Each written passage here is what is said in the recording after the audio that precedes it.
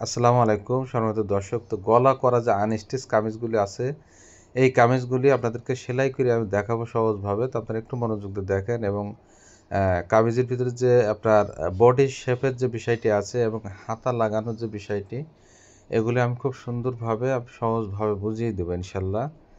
তো আমি সর্বপ্রথম কাঁধের এখানে সেলাইটি দিয়ে নিলাম। এরপরে যে বডির মাপগুলি এবং কোমরের মাপ, হেপির মাপগুলি এভাবে আমরা মাপ অনুযায়ী ফিতা দিয়ে ধরে নিব। নেওয়ার পরে আমরা কিন্তু শেপের যে বিষয়টি আছে কামিজের, আপনারা একটু লক্ষ্য করুন যে এইভাবে যদি একটি কামিজের শেপ দিয়ে আপনি সেলাই করেন তাহলে দেখবেন যে অনেক সুন্দরভাবে একটি কামিজ আপনার ফিটিং করা সম্ভব। এবং শেপের যে কমপ্লেনটি আছে এইভাবে যদি শেপ দিয়ে সেলাই করেন তাহলে কিন্তু শেপের কমপ্লেনটি আর আজকের পর থেকে আর আসবে না ইনশাল্লাহ। সেম একইভাবে দুই পাশে মানে বিপরীত পাশের মতো সেম এ পাশেও আপনি শেপের যে বিষয়টি আছে এভাবে বডি এবং কোমরের শেপটি সুন্দরভাবে এভাবে দিয়ে নেবেন।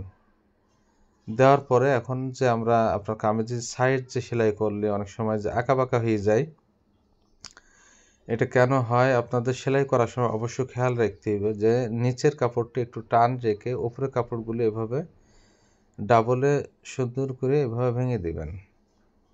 এই যে এভাবে ভেঙে দিবেন। দেওয়ার পরে হিপের এইখানে আপনি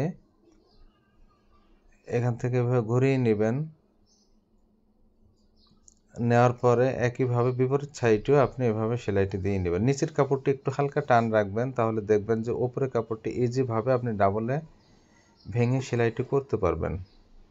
এই যে দেওয়ার পরে সাইডে যে সেলাইটি আমরা দেব, এই সেলাইটি দেওয়ার সময় সামনে এই যে আপনার ফিটের সামনে একটু হাত রাখবো, তাহলে দেখবেন যে সাইডের সেলাইগুলি আপনার কমপ্লিট করার পরে রাউন্ড হয়ে থাকবে না, স্ট্রেট এরকম সোজা থাকবে। একই সেমভাবে আমরা বিপরীত সাইডেও আমরা এভাবে নিচের কাপড়টি একটু হালকা এভাবে টান রেখে আমরা উপরের কাপড়টি ডাবল করে এভাবে ভেঙে দিই। সেম একইভাবে এভাবে আমরা সাইডগুলো এভাবে সুন্দর করে সেলাই করবো এবং হিপের এইখানে আপনার বেশি করে ডাবল এখানে সেলাই দিয়ে আমরা টাক মেরে দেব। দেওয়ার পরে একইভাবে আমরা কিন্তু যে সাইড সেলাই করার সময় অবশ্যই নিচে বডি কাপড়টি টান রেখে আমরা এভাবে ডাবল ভেঙে নিব। তাহলে দেখবেন যে সাইডগুলি আর রাউন্ড হয়ে থাকবে না ইনশাল্লাহ, এবং সাইডটি কামিজের সাইডের সেলাইটি আপনার স্ট্রেট সোজাভাবে কামিজগুলি আপনার পরার পরে সাইডটা কিন্তু সোজাভাবে স্ট্রেটভাবে পড়ে থাকবে ইনশাল্লাহ। তো দেখেন সাইড সেলাই করার সময় অবশ্যই আপনি ফিটির সামনে একটু হাত রাখবেন। তো আমাদের সাইডগুলি সেলাই করা হয়ে গেছে ইনশাল্লাহ। এখন হাতা যে লাগানোর বিষয়টি, যে একটি কামিজে কিন্তু গুরুত্বপূর্ণ যে বিষয় সেটা হচ্ছে হাতা সেটিং করা। আপনি হাতাটি যদি সুন্দরভাবে আপনি লাগাইতে না পারেন সেক্ষেত্রে কিন্তু হাতার এখানে আপনার কুচি হয়ে থাকবে, ভাঁজ হয়ে থাকবে, হাতার সেটিংটি ভালো হবে না। তো আমি আজকে আপনাদেরকে সঠিক নিয়মটি কিন্তু বুঝিয়ে দিব যে হাতা লাগানোর সময় আপনি কোথা থেকে লাগাবেন। হাতাকে মিডল থেকে ধরবেন না আপনার আপনার যে বডির জয়েন্ট আছে এখান থেকে সেলাই করবেন, সেই সঠিক নিয়মটি কিন্তু আমি জানিয়ে দিব। দেখেন হাতা দুটি আমাদের সেলাই করা হয়ে গেছে। এখন হাতা লাগানোর সময় অবশ্যই আমরা এই যে মিডল পয়েন্ট দেখেন, কাঁধের যে সেন্টার আছে এই কাঁধের সেন্টার থেকে কিন্তু সবসময় আমরা হাতাটি সেটিং করব। তাহলে দেখবেন যে আপনার হাতা 19-20 হবে না লাগানোর সময় এবং হাতার সেটিংটি খুব সুন্দর হবে। আরেকটি বিষয় যে হাতা যখন আপনি বডির পার্টের সঙ্গে লাগাবেন সেক্ষেত্রে অবশ্যই দুটি পার্ট একসঙ্গে ইজিভাবে লুজ রাখবেন। নিচের পার্টটি কিন্তু টানা যাবে না এবং হাতার পার্টটি কিন্তু টানা যাবে না। এই বিষয়টি কিন্তু আপনার খুব খেয়াল রাখা লাগবে।